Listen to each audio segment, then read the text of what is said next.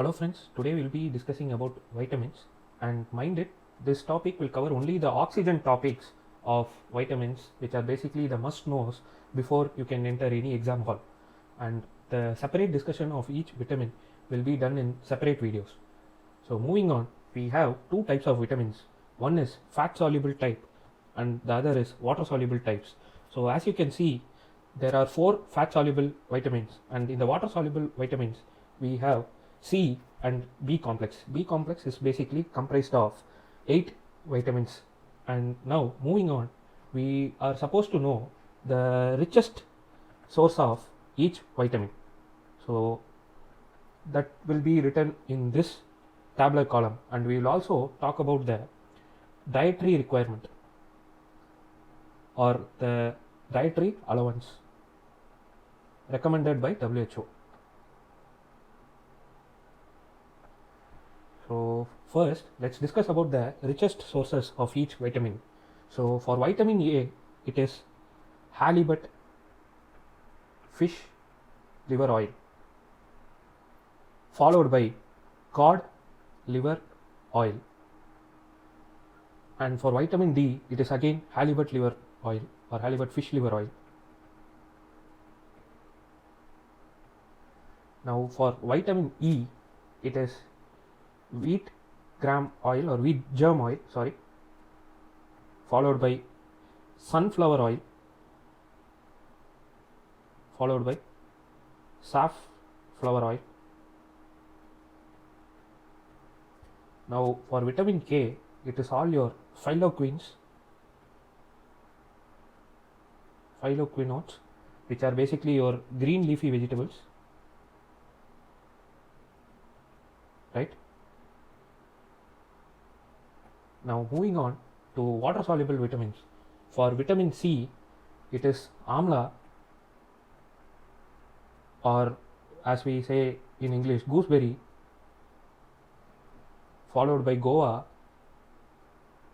followed by cabbage, and cabbage is followed by other citrus fruits. Now B1 is found rich in cereals, followed by pork. Now for B2, we have milk, followed by yogurt, basically all dairy products. Now for B3, we have red meat.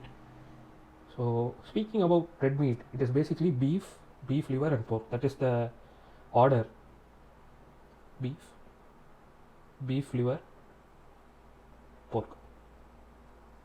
Then for B5, we have cereals, then organ meat.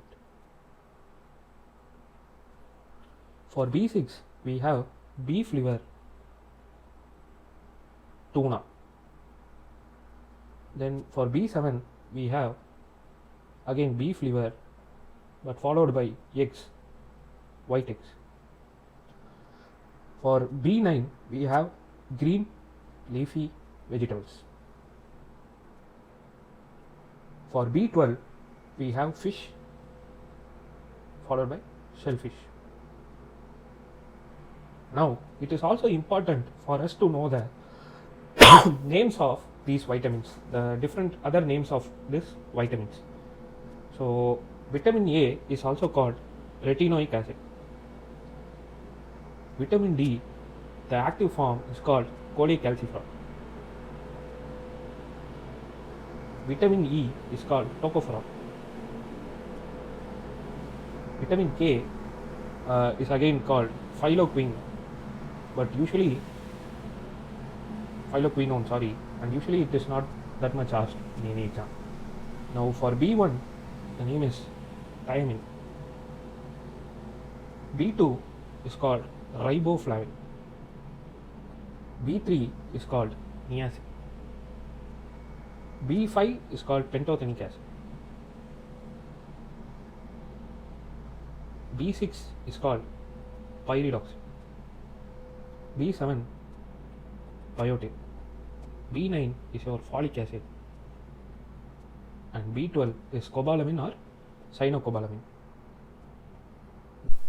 So for the recommended dietary allowance of vitamin A or retinoic acid, it is 900 international units. For vitamin D, it is 15 international units. For vitamin E, it is again 15, but here it is milligrams. Now for vitamin K, it is 120 microgram. Now moving on to water soluble vitamins. For vitamin C or ascorbic acid, it is 90 milligrams.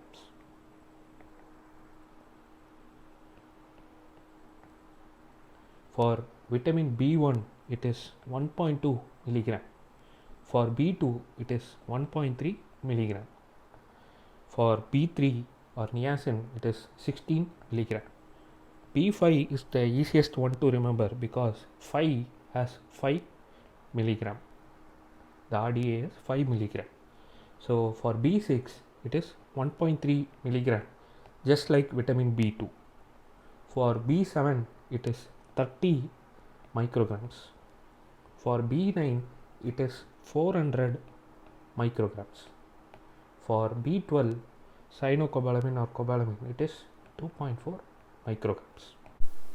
So now we will talk about the deficiency diseases that will happen because of the deficiency of each vitamin. So vitamin A deficiency is going to cause night blindness and also keratomalacia.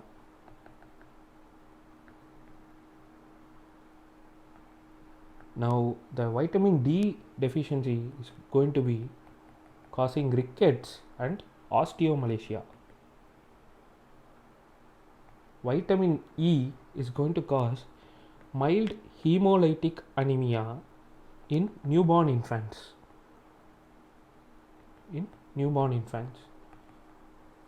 Now vitamin K deficiency is going to cause bleeding diathesis. Now C deficiency is going to cause scurvy. B1 deficiency is going to cause beriberi.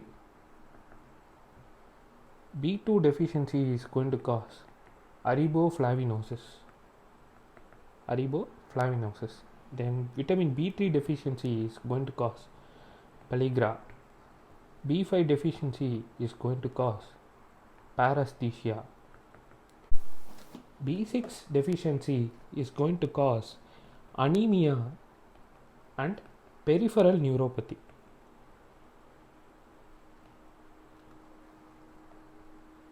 B7 deficiency is going to cause dermatitis. B9 deficiency is going to cause neural tube defects. And finally, your B12 deficiency is going to cause megaloblastic anemia. Moving on, the last part of this topic, we will discuss the deficiency anemias that result from each vitamin deficiency. So there are not a lot of vitamins that cause deficiency anemias. There are only 5. So they will be E, C, B6, B9 and B12.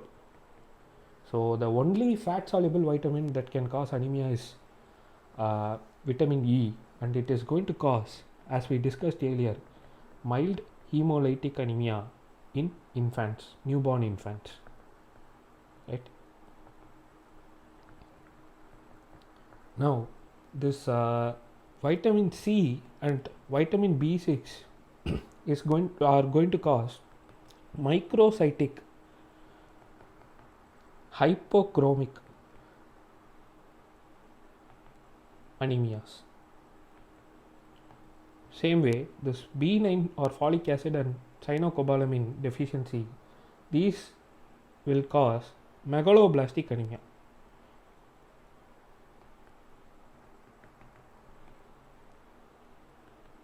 Last but not least, this is also one of the favorite questions asked by examiners these days. The vitamin that is deficient in vegans, and or they can even ask vegetarians. and or they might ask drunkards, alcoholics basically. So the answer will be vitamin B12. Okay, thank you for watching this video. Have a nice day.